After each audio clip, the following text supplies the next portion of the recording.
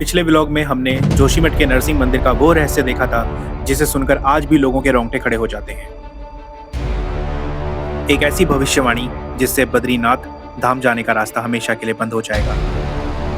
अगर आपने मेरा नरसिंह मंदिर वाला व्लॉग अभी तक नहीं देखा तो पहले वो जरूर देख लीजिए, क्योंकि बद्रीनाथ यात्रा की ये कहानी वहीं से शुरू होती है। और व्लॉग को लास्ट तक जरूर देखें।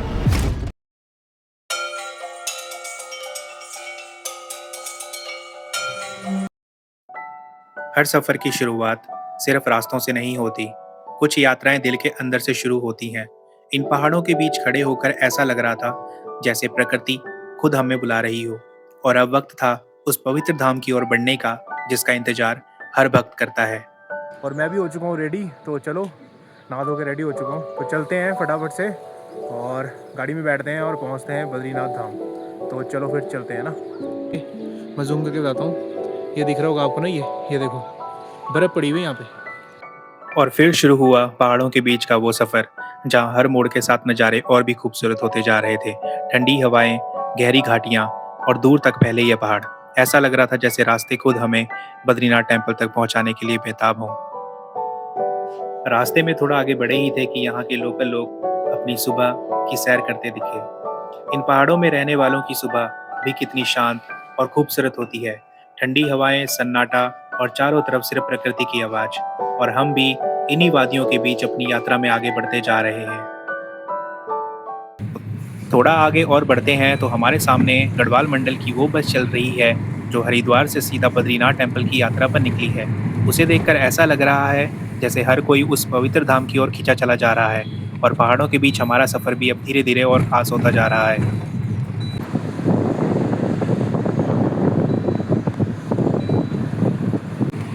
सफर में आगे बढ़ते बढ़ते हल्की बूंदाबांदी भी शुरू हो गई है। बारिश की ये छोटी छोटी बूंदें और ठंडी ठंडी हवाएं सफर को और भी खूबसूरत बना रही हैं। पहाड़, बादल और ये मौसम सब मिलकर इस यात्रा का अलग ही एहसास दे रहे हैं।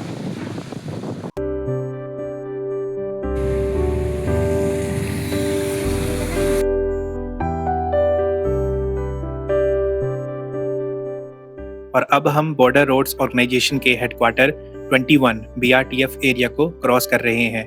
यही वो लोग हैं जो इन कठिन पहाड़ों में सड़कें बनाकर हमारी यात्रा को आसान बनाते हैं। बर्फ हो, बारिश हो, पहाड़ों के बीच में भी BRO लगातार काम करता है, तभी हम सुरक्षित तरीके से बद्रीनाथ टेम्पल जैसे धामों तक पहुंच पाते हैं। तो सैल्यूट है हमारे जवानों को। साथ ही साथ हमारी नज़र पड़ती है विष्णु प्रयाग के हाइड्रो इलेक्ट्रिकल प्रोजेक्ट पर, जो इन विशाल पहाड़ों के बीच बना उत्तराखंड का एक बहुत बड़ा हाइड्रो पावर प्रोजेक्ट है। ये प्रोजेक्ट अलकनंदा नदी के तेज बहाव से लगभग 400 मेगावाट बिजली पैदा करता है। इसमें 4 बड़ी टरबाइन्स लगी हैं जिनमें हर एक लगभग 100 मेगावाट बिजली बनाती है। कहा जाता है कि इतनी बिजली लाखों घरों तक रोशनी पहुंचा सकती है और कई बड़े शहरों की जरूरत को पूरा कर सकती है। इस प्रोजेक्ट को जयप्रकाश पावर वेंचर्स ने बनाया है और इसकी बिजली मुख्य रूप से उत्तर प्रदेश के राज्यों और आसपास के क्षेत्रों में सप्लाई की जाती है। सबसे खास बात यह है कि ये एक run of the river project है, मतलब इसमें नदी के प्राकृतिक बहाव से ही बिजली बनाई जाती है, बिना बहुत बड़ा बांध बनाए। 2006 में शुरू हुआ ये प्रोजेक्ट आज भी पहाड़ों के बीच इंजीनियरिंग का एक शानदार उदाहरण माना जाता है। और अब इस जगह से बद्रीनाथ टेम्पल की दूरी लगभग 35 किलोमीटर रह जाती है, जबकि गोविंद घाट यहाँ से सिर्फ 10 किलोमीटर की दूरी पर है। जैसे जैसे हम आगे बढ़ रहे हैं, पहाड़ों के बीच की यात्रा का उत्साह और भी बढ़ता जा रहा है। बारिश की बूंदें लगातार बढ़ रही हैं। एक तरफ खतरनाक पहाड़ हैं जहां से कभी भी पत्थर सड़क पर गिर सकते हैं, और दूसरी तरफ गहरी खाई में गरजती अलकनंदा रिवर। इन रास्तों में खूबसूरती भी है और डर का एहसास भी।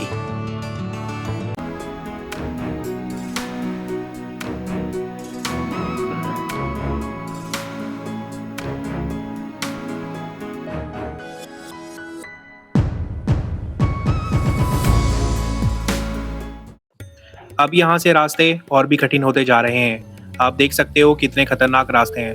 पूरे पहाड़ को काटकर ऐसी सड़कें बनाना कितना मुश्किल रहा होगा गाइस। और ये जो बसेस वापस जा रही हैं, इन लोगों ने श्री बद्री विशाल के दर्शन कर लिए हैं, इसलिए यह वापसी जा रहे हैं। समुद्र तल की बात करूं तो मैं इस समय सी लेवल से 14,767 फीट की ऊंचाई पर सफर कर रहा हूं। समुद्र तल से इतनी ऊंचाई पर पहाड़ों के बीच ये यात्रा सच में एक अलग ही एहसास दे रही है। साथ ही साथ बसें भी वापस जा रही हैं श्रद्धालुओं को लेके, और सामने जो आप बोर्ड देख रहे हो, यहाँ से जोशीमठ की सीमा खत्म होती है। देवभूमि उत्तराखंड की पवित्र वादियों में बसा श्री बद्रीनाथ धाम, जहां पहुंचने का सपना हर श्रद्धालु कभी न कभी जरूर देखता है। ये धाम भारत के प्रसिद्ध 4 धामों में से एक माना जाता है और भगवान विष्णु के बद्री नारायण रूप को समर्पित है। कहा जाता है कि यहाँ आने वाला हर यात्री सिर्फ पहाड़ों का सफर नहीं करता, बल्कि एक आध्यात्मिक अनुभव महसूस करता है, जो कि इस वक्त मैं भी महसूस कर रहा हूँ। श्री बद्रीनाथ धाम के कपाट हर साल अप्रैल या मई के महीने में बसंत पंचमी के दिन तय मुहूर्त पर खोले जाते हैं। वर्ष 2026 में बद्रीनाथ धाम के कपाट 23 अप्रैल को सुबह 6:15 बजे श्रद्धालुओं के लिए खोल दिए गए हैं। ये मंदिर हर साल सर्दियों में भारी बर्फबारी के कारण लगभग 6 महीने के लिए बंद रहता है। यहाँ आने का सबसे अच्छा समय मई से जून और सितंबर से अक्टूबर का समय यात्रा और दर्शन के लिए सबसे उत्तम माना जाता है। इस दौरान मौसम सुहावना रहता है। जुलाई अगस्त के महीनों में भारी बारिश और भूस्खलन की संभावना हो सकती है। और जैसा कि आप देख रहे हो कि किस तरह ये बड़े बड़े पहाड़ और चट्टानें हमारे बिल्कुल ऊपर हैं, तो बारिश के मौसम में इन चट्टानों से पत्थर गिरने का खतरा और भी ज्यादा बढ़ जाता है।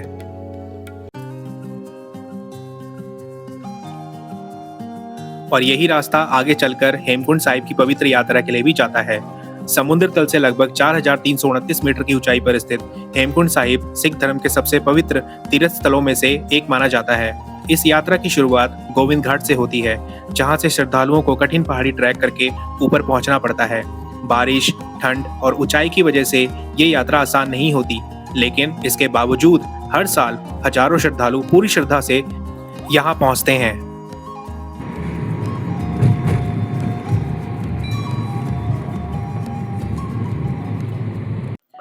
यात्रा में आगे बढ़ते बढ़ते अब हम पहुंच चुके हैं विनायक चट्टी में, और तभी मेरी नजर पड़ती है निखिल पीठ वाले बोर्ड पर। अब लगता है पहाड़ों में मेरा नाम का पीठ भी बन गया गाइस।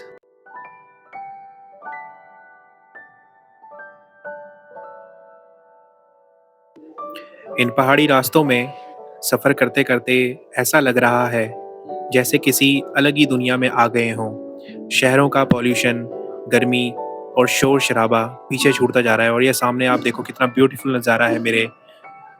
ठंडी हवाएं और प्रकृति का सुकून महसूस हो रहा है यहाँ पे।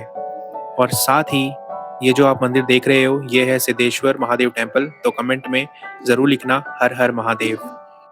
और हमारे आगे गढ़वाल मंडल की बस भी लगातार इन कठिन पहाड़ी रास्तों पर आगे बढ़ रही है।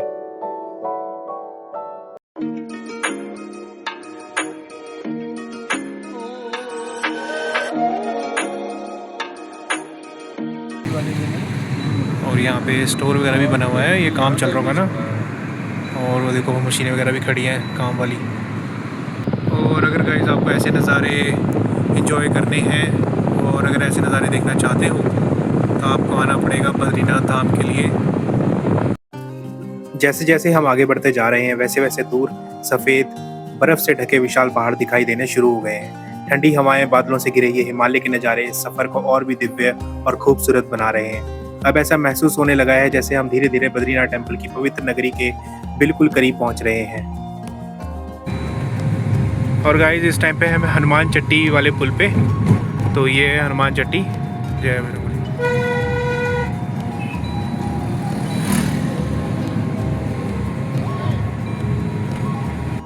और अब सुबह के 7 बजने वाले हैं। धीरे धीरे पहाड़ों के बीच धूप निकलनी शुरू हो गई है। बर्फ से ढके पहाड़ों पर पड़ती सूरज की पहली किरणें, सच में ऐसा नज़ारा शब्दों में बयां करना मुश्किल है। इस इंतजार खत्म, बस बद्रीनाथ 4 किलोमीटर ही रह चुका है। और ऐसे नज़ारे, ऐसे कुदरत के नज़ारे तो यहीं देखने को मिलेंगे। वो देखो मई के महीने में भी बर्फ़ देखने को मिल रही है। वाह, और क्या नज़ारे हैं, खूबसूरत नज़ारे घाटियों के।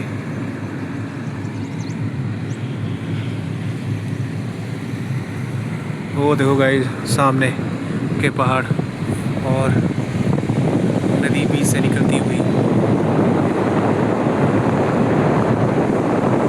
और गाइस मैं बता नहीं सकता, चिल्ड हवा चल रही है इस टाइम पे, हाथों पे लग रही है मेरे, एकदम चिल्ड।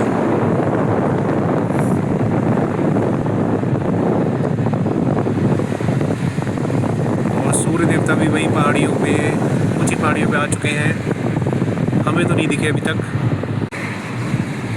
और वो सामने आपको अगर गाइस दिख रहा होगा, मैंने अभी हाथ बाहर किया गाइस, चिल्ड हवा चल रही है एकदम।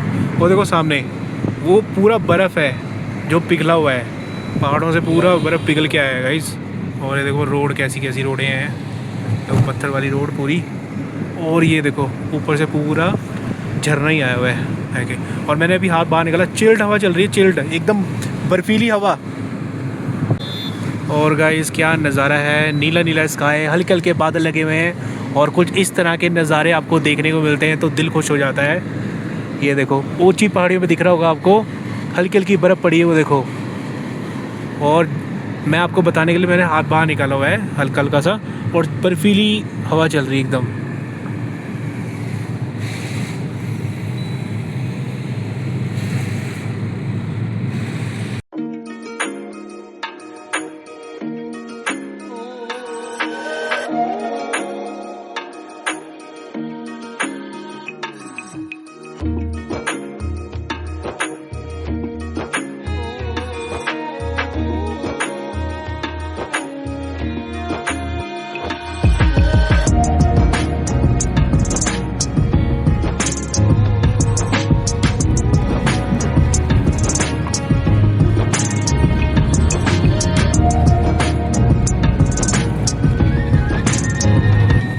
तो गाइस फाइनली हम पहुंच चुके हैं श्री बद्रीनाथ धाम में। आपका हार्दिक स्वागत है।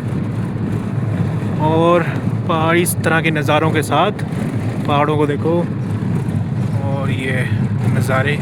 अगर आप भी ऐसी spiritual journeys, real travel experience और पहाड़ों की खूबसूरत वाइब एंजॉय करते हैं तो अभी चैनल को सब्सक्राइब कर लीजिए, क्योंकि आगे की जर्नी में अभी बहुत कुछ खास आने वाला है।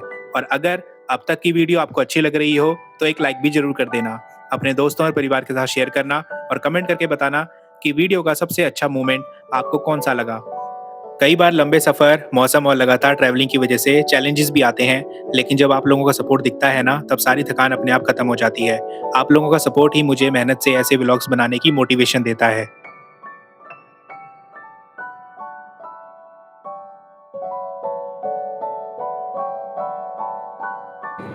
वो देखो गाइस चौपर घाटी में।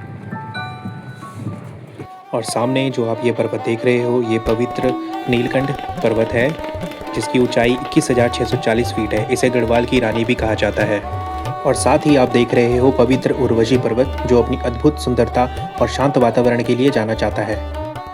और अभी आप देख रहे हो नर और नारायण पर्वत को। स्कंद पुराण की भविष्यवाणी के अनुसार नर और नारायण पर्वत जब मिल जाएंगे तो बद्रीनाथ मार्ग हमेशा के लिए बंद हो जाएगा और फिर श्री नारायण के दर्शन भविष्य बद्री में होंगे। और इस ब्यूटीफुल नज़ारे को देखने के बाद तो चलिए अब मंदिर में दर्शनों के लिए चलते हैं। भाई चेक करो मेरे बैकग्राउंड में, और हल्की हल्की सी मेरे मुंह से भाप भी निकल रही है।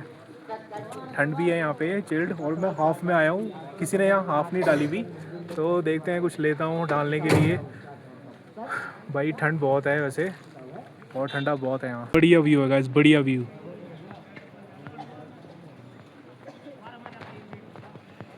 यू इमेजिन मई के महीने में बर्फ़ पड़ी है भाई, देख लो। तो यही उत्तराखंड की शान है भाई, प्रकृति में देख लो, इतने पहाड़ों में बर्फ़ पड़ी है इस टाइम पे, और निचले इलाके जो सिटी इलाके हैं वहाँ गर्म हो रहा है। और चलो गाइस दर्शन करने भी चलते हैं। बाकी नज़ारे मैंने आपको दिखा दिए कि कितने शानदार नज़ारे, इतने बढ़िया नज़ारे हैं यहाँ पे। चलो तो मेरे साथ एक बार जय बद्री विशाल लाल की जय भी बोल दो, और कमेंट में लिख देना जय बद्री विशाल लाल की जय। अभी पहुंचे हम 7:25 पे, तो ठीक टाइम पे पहुंच गए गाइस। अभी हम चलेंगे दर्शन करने के लिए। बाकी व्यू बहुत जबरदस्त है। हमारे बैकग्राउंड में चेक करो, पहाड़ों पे क्या ही व्यू आ रहे हैं, बढ़िया वाले एकदम। दिल खुश हो गया गाइस, दिल। स्काई देखो, स्काई भी कितना ब्यूटीफुल सा लग रहा है।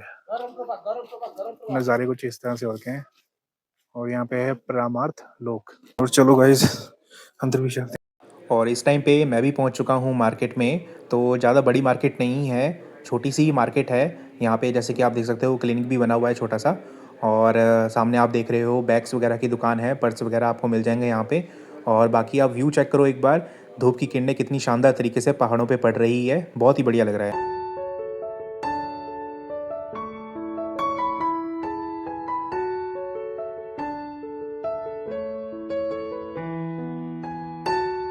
बाकी श्रद्धालु लोग भी आते हुए यहाँ पे। कुड यू इमेजिन कि भाई मई के महीने में भी इतनी ठंड है यहाँ पे। और यहाँ से आगे मंदिर तक आपको कई प्रसाद की दुकानें भी देखने को मिल जाएगी। पूरे रास्ते में भक्ति और श्रद्धा का अलग ही माहौल देखने को मिलता है। तो चलिए हम भी चलते हैं, प्रसाद ले लेते हैं। इन पर्वत श्रृंखलाओं को देखकर एक अलग ही अनुभव महसूस होता है। चारों तरफ फैली हिमालय की ये भव्यता मन को शांति और एक अद्भुत सुकून से भर देती है।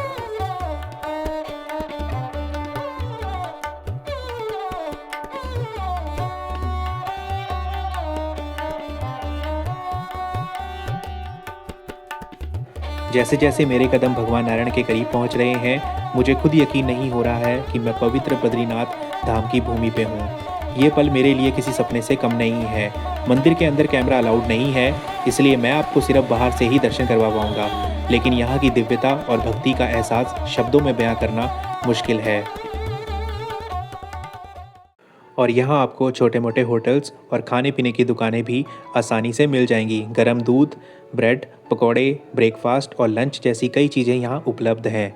साथ ही ठंड को देखते हुए यहाँ गर्म कपड़ों की दुकानें भी देखने को मिल जाती हैं, जहाँ श्रद्धालु अपनी ज़रूरत का सामान खरीद सकते हैं। मंदिर तक के रास्ते में आपको लगभग हर दुकान पर गर्म दूध मिल जाएगा।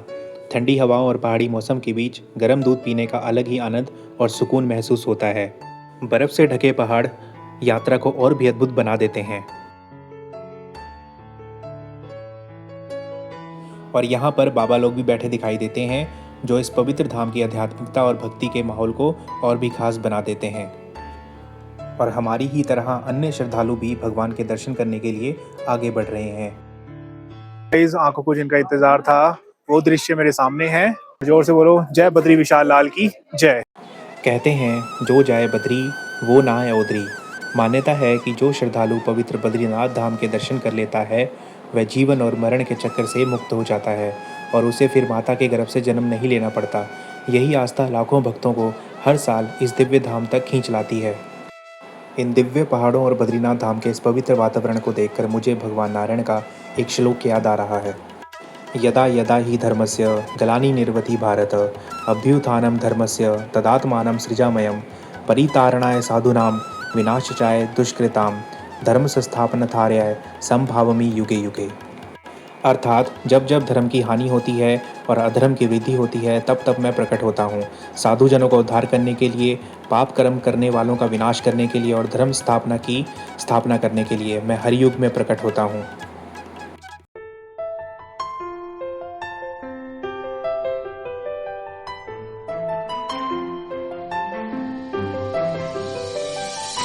तो गाइस कितनी है, बाकी वेग देखो आप, जल का वेग देखो कितना ज़्यादा है। और देखो वहाँ तक। तो गाइस जहाँ का बुलावा होता है वहाँ इंसान पहुँच ही जाता है। तो भाई ऐसा ही है ज़िंदगी में। और ये देखो गाइस, जल का वेग देखो कितना ज़्यादा है। जल का वेग ना, बहुत ज़्यादा जल का वेग।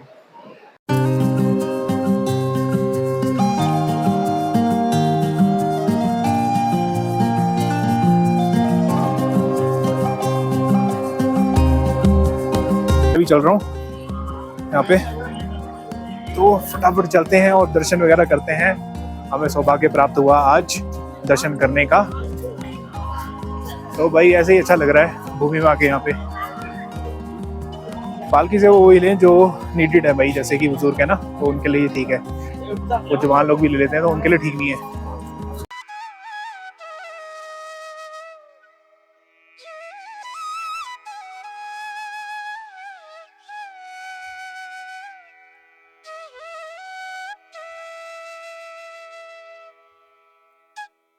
और यहाँ गाइस जैसा कि आप देख रहे हो बहुत ज़्यादा भीड़ है। मुझे लग नहीं रहा कि मेरा नंबर आ जाएगा। और गाइस इस टाइम पे मुझे डोली के दर्शन भी हो गए हैं, तो आप लोग भी दर्शन कर लो।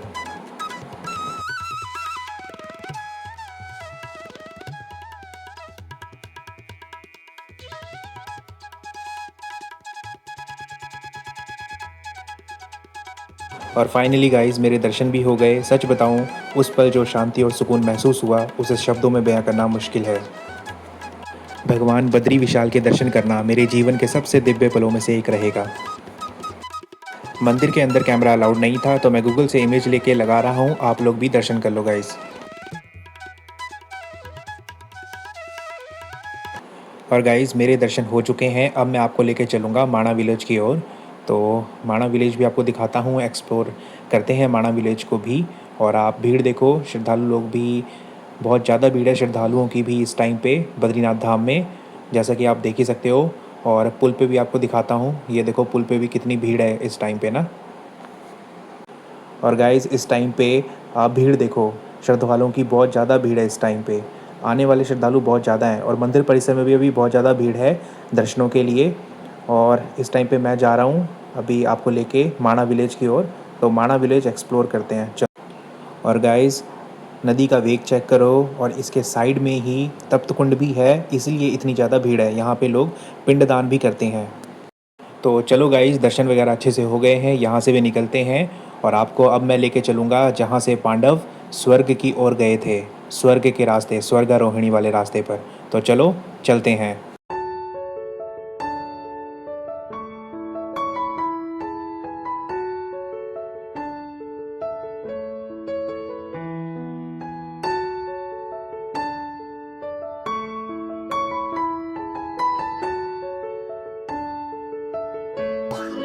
जलेबी मंगाई है और पकौड़े हैं साथ में, तो और चाय भी बोली है। और गाइस यहाँ पे गर्मा गर्म जलेबी।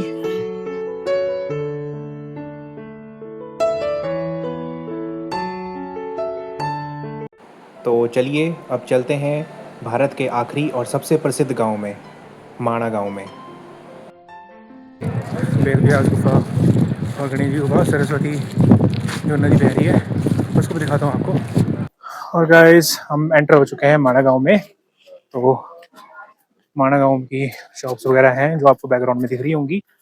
बाकी माणा विलेज में एंटर होते ही आपको यहाँ के लोकल लोगों की छोटी छोटी दुकानें देखने को मिल जाती हैं। माणा गांव को भारत का आखिरी और अब भारत का पहला गांव भी कहा जाता है।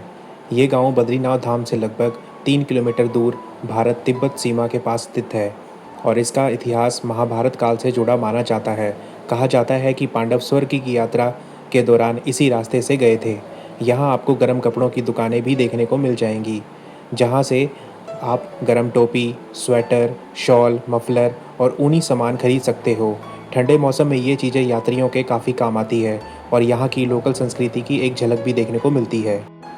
यहाँ के लोग बेहद मेहनती और सरल स्वभाव के होते हैं। पुराने समय में ये लोग तिब्बत के साथ व्यापार किया करते थे। सर्दियों में भारी बर्फबारी होने के कारण गांव के कई परिवार निचले इलाकों में चले जाते हैं, और गर्मियों में वापस माणा गांव लौट आते हैं। माणा गांव में आपको पत्थरों और लकड़ी से बने पारंपरिक घर देखने को मिलेंगे, जो हिमालय मौसम के अनुसार बनाए गए हैं। इस गांव में मुख्य रूप से भोटिया जनजाति के लोग रहते हैं। और अगर आपको परेशानी हो, जैसे कि ना पता लगे, तो आप गाइड भी कर सकते हो। गाइड वगैरह की बुकिंग भी लगी हुई है। ये वीडियो काफ़ी लंबा हो जाएगा, इसलिए माणा विलेज को हम अच्छे से एक्सप्लोर करेंगे अगले पार्ट में। वहाँ की खूबसूरत जगहें, लोकल संस्कृति और कई रोचक कहानियाँ आपको अगले व्लॉग में देखने को मिलेगी। सो वेट फॉर सेकंड पार्ट।